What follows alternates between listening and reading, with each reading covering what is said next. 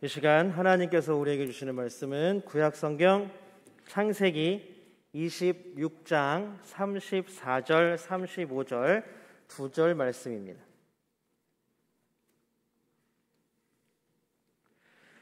창세기 26장 34절 35절 우리 2절밖에 안 되니까 우리 함께 읽도록 합니다. 창세기 26장 34절과 35절 말씀입니다.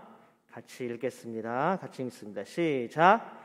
에서가 40세에 헷 족속 부에리의 딸 유딧과 헷 족속 엘론의 딸 바스맛을 아내로 맞이하였더니 그들이 이삭과 리브가의 마음에 근심이 되었더라. 아멘. 함께 예배하는 모든 분들에게 주님의 평안이 넘치기를 소망합니다. 또한 예배 가운데 임재하시는 하나님 만나고 돌아가는 귀한 예배 시간 되기를 주님의 이름으로 축복합니다. 그러려면 우리가 더욱더 예배에 집중해야 돼요. 말씀뿐만이 아니라 우리가 하나님께 올려드리는 신앙의 고백들, 우리 흔히 사도신경이라고 얘기하는 우리 믿음의 신조들을 얘기합니다. 우리가 어떤 것을 믿는 것인가 하는 것들에 대해서 정리해 놓은 게 신조죠.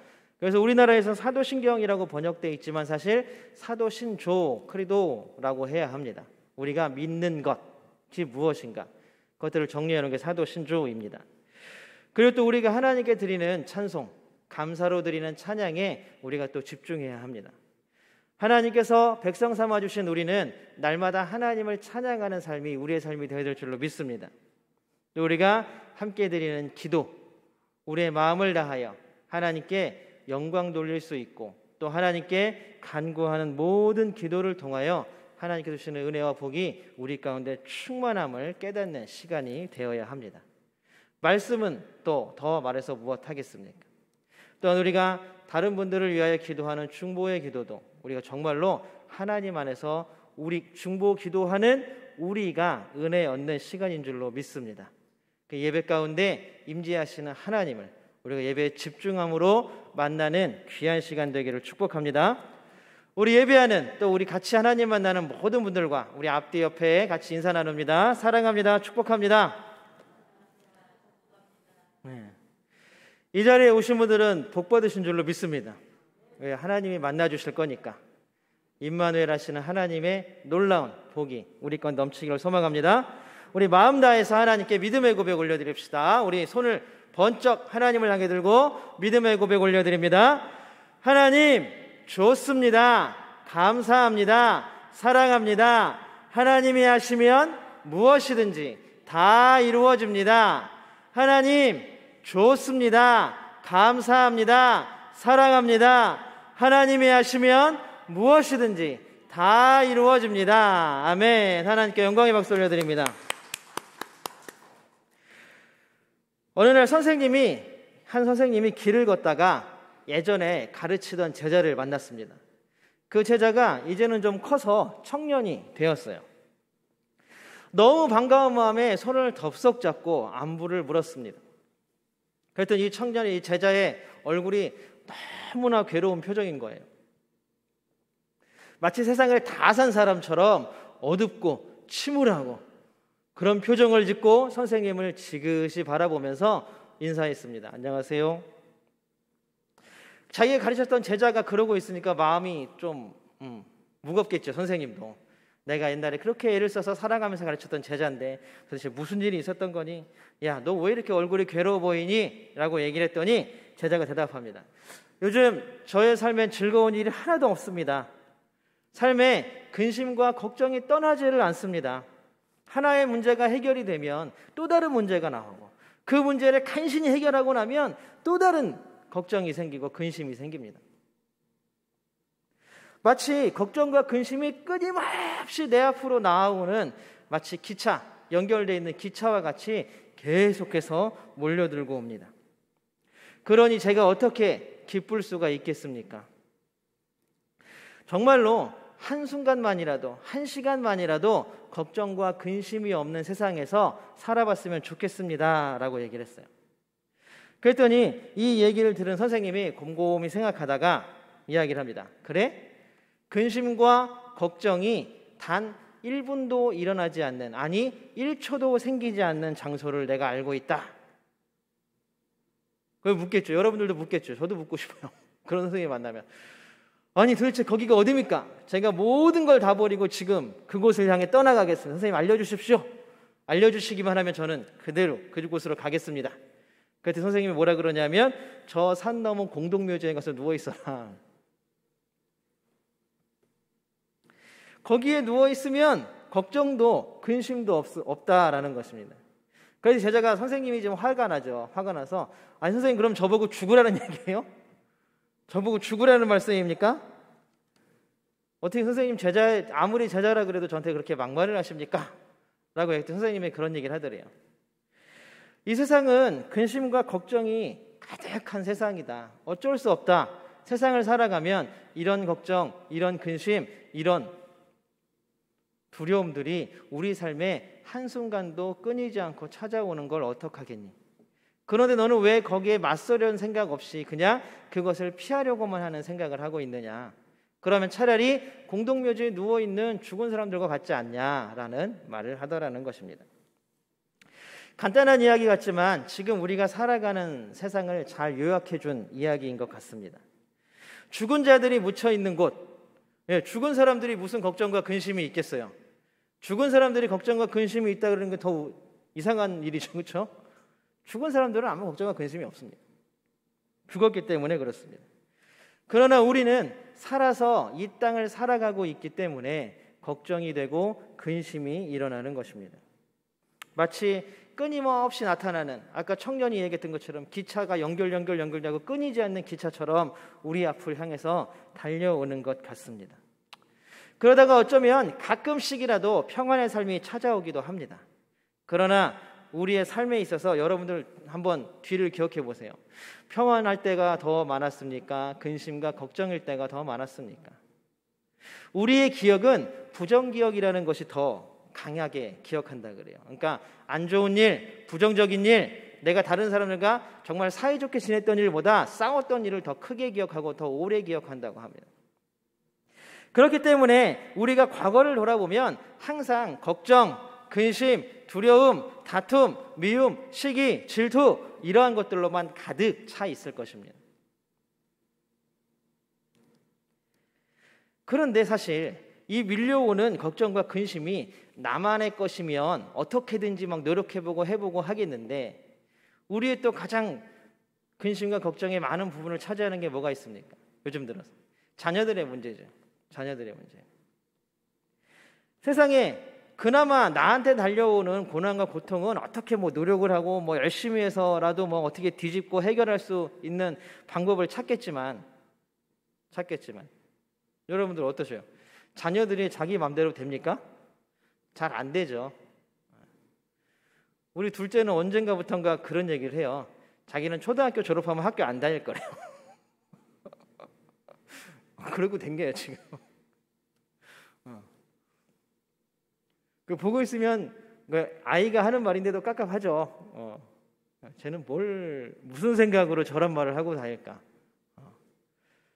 엄마, 아빠, 나는 초등학교 졸업하면 학교 안 다닐 거야. 뭐 할 건데? 돈 번대요. 어쨌든 우리의 마음대로 우리가 노력 여하에 따라서 그것들을 극복하거나 해결할 수 있는 고민과 걱정거리면 우리가 어떻게든 최선의 노력을 다해보겠지만 어쩔 수 없는 일들, 우리가 해결할 수 없는 일들, 질병의 문제들이나 조금 전에 함께 나누었던 자녀들의 문제들이나 의도치 않게 생기는 문제들은 우리가 어떻게 노력한다고 해서 해결할 수 있는 방법이 없잖아요. 그런 문제들이 닥쳐올 때는 여러분들 어떠십니까? 그런 문제들을 만약에 고민과 걱정거리로 우리 자녀들에게 닥친 문제들, 우리 자녀들로 인해 일어난 문제들이 걱정과 근심으로 다가올 때 여러분들은 어떤 마음이십니까? 오늘 말씀에도 자녀의 문제로 걱정하고 근심하는 부모가 나오고 있습니다. 우리 35절 같이 한번 읽어보겠습니다. 이거는 개역개정이 더 원문의 말뜻을 잘 해석하고 있기 때문에 이 35절은 그냥 개역개정 우리 성경으로 한번 읽어보겠습니다. 시작. 그들이 이삭과 리브가의 마음에 근심이 되었더라. 여기서 그들은 큰 아들 누구예요? 큰아들 이름이 뭐예요? 에서. 에서와 그 며느리들을 말합니다. 에서와 며느리들이 이삭과 리브가의 근심이 되었대요. 근심이. 결혼은 또 며느리를 만든 것은 아마 사위를 만든 것도 마찬가지겠지만 자녀들의 결혼은 굉장히 경사스러운 일이고 기쁜 일입니다. 그런데 자녀의 결혼으로 인하여서 마음에 근심이 생겼대요. 부모가. 어떻게 이럴 수가 있지? 우리 앞절인 34절 한번 세 번역으로 읽어보겠습니다. 34절입니다. 같이 읽겠습니다. 시작. 에서는 40살이 되는 해에 햇사람 부에리의 딸 유딧과 햇사람 엘론의 딸 바스맛을 아내로 맞았다. 이것도 약간 특이하죠. 40세가 되는 해에 아내를 한 명도 아니고 몇 명을 얻었어요? 2명을 얻었어요. 유딧과 바스맛이라는 여성 2명을 아내로 맞았어요. 그러니까 똑같죠. 야곱도 어떻게 해요? 삼촌 라반의 집에 가서 단 며칠 만에 아내를 2를 얻죠. 형제는 용감하고 형제는 똑같은지 모르겠지만 어쨌든 2명의 여인을 아내로 얻었습니다. 문제는 여기서 문제가 되는 것은 여기서 이삭과 리브가의 근심이 되는 것은 2명의 아내를 맞은 아들 때문에가 아니라 그 맞은 2명의 여인, 2명의 며느리가 헷족속이었다는 것입니다. 헷족속. 헷족속은 앞으로도 이제 구약 성경에 계속 등장하게 되는 족속입니다. 가나안의 아주 대표적인 족속입니다. 그럼 성경에 이 헷족속이 어떻게 등장하는지 한번 보겠습니다. 출애굽기 23장 23절 우리 한번 읽어보겠습니다. 시작. 너희 앞에서 너희를 아모리 사람과 헷 사람과 브리스 사람과 가나안 사람과 히윗 사람과 여부스 사람이 있는 곳으로 인도할 것이다. 내가 그들을 전멸시키겠다. 이제 우리가 앞뒤절을 다 자르고 23절만 읽어서 그런데 하나님께서는 이스라엘 백성들에게 뭘 얘기를 하시냐면 너희를 가나안 땅에 드리고 그 가나안 땅에 있는 원래 살던 가나안 족속들을 다 전멸시키겠다라고 말씀하십니다. 출애굽기 23장 31절도 한번 읽어보겠습니다. 31절입니다. 같이 읽겠습니다. 시작. 그 땅에 사는 사람들을 너희 손에 넘겨줄 터이니 너희가 그들을 쫓아내어라 라고 말합니다. 하나님은 헷 족속을 비롯해서 가나안 족속을 전멸시키겠다. 그리고 너희도 그 땅에 들어가거든 가나안에 살던 사람들 다 내쫓아라 라고 명령하십니다. 하나님은 왜 이렇게까지 가나안 족속들을 경계하시고 왜 이렇게까지 가나안 족속들을 사람들에게 근접하지 못하게 하실까요? 그 이유가 출애굽기 34장 16절에 어느 정도 나와 있습니다. 우리 34장 16절 세 번역으로 한번 읽어봅니다. 시작. 또 너희가 너희 아들들을 그들의 딸들과 결혼시키면 그들의 딸들은 저희 신들을 음란하게 따르면서 너희의 아들들을 꾀어 자기들처럼 음란하게 그 신들을 따르게 만들 것이다. 그들과 섞여 사는 방식은 이스라엘을 범죄하게 하기 때문입니다. 하나님과 하나님의 백성들이 우상을 숭배하는 가나안 족속들과 함께 될까 같이 될까 봐 걱정하시는 것입니다. 에서가 헷 족속의 여인들과 결혼하는 문제는 단순히 결혼하는 것을 의미하지 않습니다. 그들의 문화, 그들의 종교, 그들의 모든 삶의 방식들을 받아들이고 섞이는 것을 의미합니다. 그렇다고 여기서 걔는 가나안 족속들은 무조건 나빠, 저 사람들은 진짜 죄인이야, 다 죽어야 돼, 이스라엘은 하나님의 사람들이야 라고 말하는 것이 아닙니다. 저 사람들은 훌륭한 사람이고 이 사람들은 낮은 사람이야 라고 말하는 것이 아니라 하나님께서 걱정하고 근심하는 것은 뭐냐 하면 이스라엘이 그들과 섞일까 봐입니다. 우리가 한번 오늘 35절에 나와 있는 그들이 이삭과 리브가의 마음에 근심이 되었더라라는 말을 히브리어로 우리가 한번 읽어보겠습니다. 히브리어로 이거는 뭐라고 그러냐면 모라트 루아흐라는 말을 씁니다. 모라트 루아흐. 모라트라는 말은 마라의 쓴물에서 나오는 쓰다라는 뜻입니다. 그리고 루아흐는 우리가 알다시피 하나님의 숨결입니다. 하나님의 숨결. 창조하실 때에 생명을 불어넣었던 하나님의 숨결. 그냥 단순한 근심이 아니라 하나님의 숨이 쓰다라는 것입니다. 하나님께서는 우리에게 그렇다면 무엇을 바라시는 것일까요? 하나님이 우리에게 원하시는 것이 과연 무엇일까요?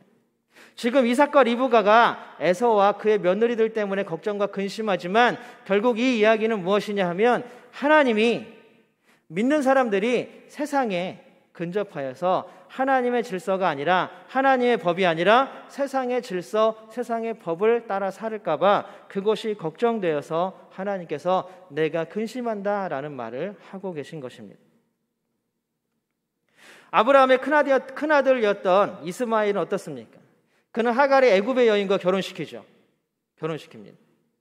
그래서 결국 이스마엘도 활에 의지하는 자가 되었습니다. 에서도 마찬가지입니다.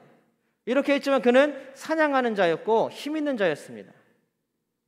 우리가 나중에 32장, 34장을 보면 창세기를 보면 라반의 집에서 도망쳐서 야곱이 나올 때에 자기에서 집에서 길리운 자를 자기의 병사들을 이끌고 에서가 야곱을 죽이러 옵니다. 자신의 힘으로 자신이 빼앗겼다고 생각했던 것들을 찾기 위함이었습니다. 결국 가나안 땅의 문화는 뭐냐 하면 아브라함과 이삭이 자신이 죽을까 봐 자신을 죽이고 사라와 리브가를 빼앗아 갈까 봐 걱정하던 그 폭력의 문화. 힘과 권력이면 무엇이든지 원하는 것은 다 자기 것으로 만들 수 있다라는 그 놀라운 그들의 생각들. 그 문화를 경계하는 것이었습니다. 하나님은 우리가 얼마나 탐욕스럽고 우리가 얼마나 욕심이 많은 존재인지 분명히 알고 계셨습니다. 그렇다면 그들이 가나안 땅에 이스라엘 백성들이 가나안 땅에 들어가서 가나안 족속들이 남아있다면 그들이 섬기는 풍요의 신들을 함께 섬길 줄 알았다라는 것입니다. 하나님을 내버리는 건 너무나 쉬운 일입니다. 그들의 신앙이 그들의 믿음이 흔들리고 뒤바뀌는 것, 그것은 너무나 당연한 일입니다. 우리가 살아가는 세상도 별반 다르지 않습니다. 내가 잘되고 즐겁기 위해서 다른 사람들을 괴롭히거나 다른 사람들의 상처는 별반 신경 쓰지 않습니다. 얼마 전에 TV에서 친구를 왕따시키고 괴롭힌 친구들을 이제 모자이크하고 인터뷰하는 인터뷰를 봤어요. 그때 하는 얘기가 뭐냐 하면 아니 그렇게 하면 다들 좋아했대요. 딴 애들도. 그리고 재밌잖아요. 그냥 장난으로 한 건데요. 다 이래요. 그런데 그 당한 친구는 당한 학생은 어떻게 됐냐 하면 모든 것들을 다 치과하고 집에서만 지내고 치료받으러 병원에도 가기 싫어하고 엄마 아빠도 못 만날 정도로 두려워할 정도로 그 정도 상황에 빠져 있는데 그 친구를 괴롭히고 가해한 학생들은 그냥 단순히 장난친 건데요. 그렇게 하면 반 애들이 다 재미있어 했어요. 전혀 죄의식을 못 느끼는 겁니다. 그걸 보면서 참 마음이 아팠어요. 장난은 치는 사람도 그리고 장난은 당하는 사람도 즐거워야 장난이겠죠. 누군가 한 사람을 희생양시켜서 무시하고 괴롭히고 많은 사람들이 즐거워한다면 그것이 무슨 장난이겠습니까? 그것은 자신의 즐거움을 위해서 자신의 기쁨을 위해서 다른 사람들을 희생하는 폭력일 뿐이라는 것입니다. 아이들의 세계가 이 정도이니 어른들의 세계는 오죽하겠습니까? 어떤 드라마에서 이런 대사가 나오더라고요. 빼앗고 뺏는 것도 실력이다. 요즘 20대들이 그렇다고 합니다. 실패하고 자잘한 사람들에게 너는 능력이 없어, 너는 루저야 라고 아무렇지도 않게 이야기합니다. 심지어는 야 고마워, 네가 실패해서 내가 성공했어 라는 말도 너무나 당당하게 하는 세상을 우리는 살아가고 있습니다. 우리는 어떻습니까? 우리는 혹시 앞에 있는 사람, 내 기분, 내 마음은 고려하고 내 기분은 고려하면서 앞에 함께 이야기 나누는 사람, 내가 앞에 함께 뭔가를 하는 사람, 같이 일하는 동료들, 그들의 기분과 그분의 마음은 혹시 고려하거나 배려하지 않는 사람들은 아닙니까? 어쩌면 우리는 너무나 우리만을 생각하는 삶을 살아가고 있지는 않습니까? 에서도 마찬가지이고 가나안 땅에서 하나님이 가장 경계하고 걱정하고 근심하셨던 것도 바로 그러한 것입니다. 하나님이 숨결이 쓰다. 하나님이 숨을 내쉬는데 쓰시대요. 왜요? 그 정도로 우리가 걱정이 되고 근심이 되는 겁니다. 얘들이 도대체 하나님의 법, 하나님의 은혜, 하나님을 향한 믿음은 어디다 팔아먹었는지도 모르겠고, 주일에만 잠깐 와서, 예배 시간에만 잠깐 와서 하나님하고 쓱 등 돌리고 나가면 그 자리에서는 바로 모든 것들을 쏟아냈고 얻기 위해서 세상의 법들을 충고하고 그것들을 붙잡기 위해서 경주하고 노력하는 사람들은, 하나님은 오늘도 쓴 한숨을 내뱉고 계시다라는 사실입니다. 왜요? 우리가 걱정되고 우리가 안타까워서. 하나님은 그러한 분이십니다. 결국 이삭과 리브가는 에서가 그렇게 이방인들과 이방인 여자들, 특히 해쪽 속인 여인들과 결혼하였어도 에서를 절대 버리지 못합니다. 사실 따지고 보면 이삭이 그렇게 많은 장자의 축복을 했지만 실질적으로 이삭이 가지고 있었던 모든 재산은 누구에게 돌아갔어요? 에서에게 돌아갔어요. 야곱은 자기가 라반 외삼촌 집에서 갖고 온 걸로 부가 된 거고, 실질적으로 아버지 이삭이 가지고 있었던 모든 재산은 누구의 것이 됐냐 하면 에서의 것이 됐어요.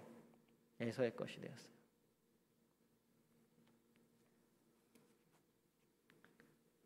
그러나 실질적으로 아브라함으로, 이삭으로, 야곱으로 이어진 하나님의 축복, 장자의 권리는 그런 물질에 있지 않다라는 것입니다.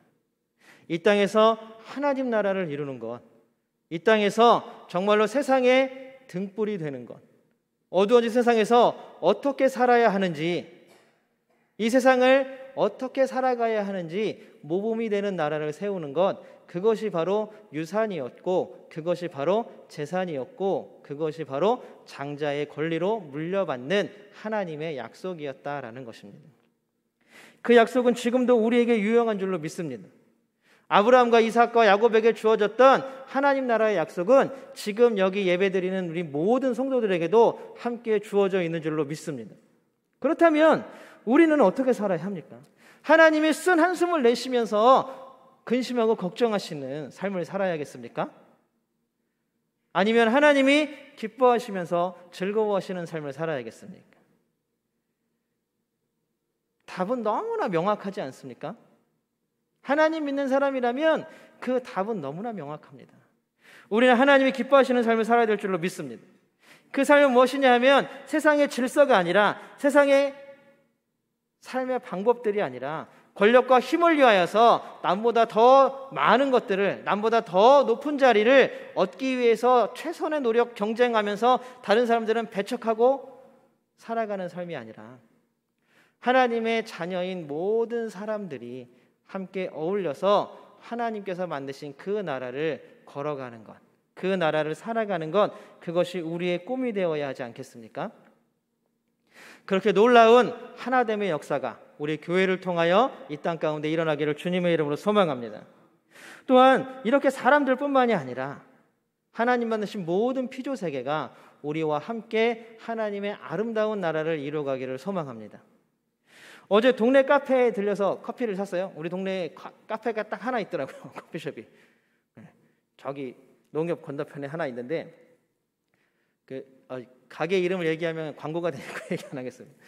거기서 가끔 커피를 사고 이야기를 나누는데, 어저께 갔더니 이제 이 테이크 그러니까 밖으로 나가는 잔들이 바뀌었더라고요. 다른 데도 다 플라스틱이나 이런 걸 쓰는데 보니까 플라스틱이 아니래요. 똑같이 생겼는데 이게 뭐예요? 그랬더니 환경을 생각해서 이게 그냥 일반 쓰레기로 배출해도 160일 안에 다 분해가 된다 그래요. 근데 분해하면서 유해한 물질을 또한 내뱉지 않는다 그래요.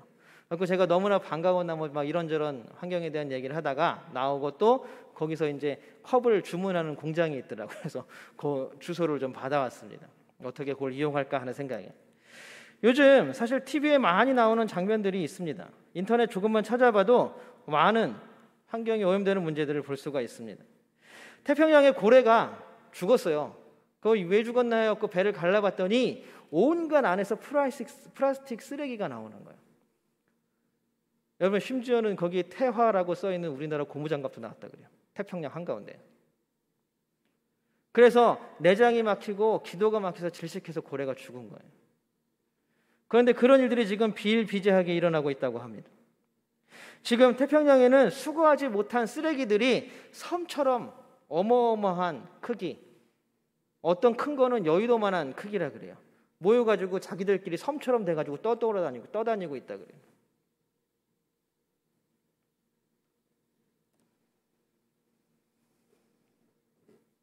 우리는 우리의 편리를 생각하지만 우리의 편함을 위해서 다른 것들의 죽음을 배려하지 않습니다.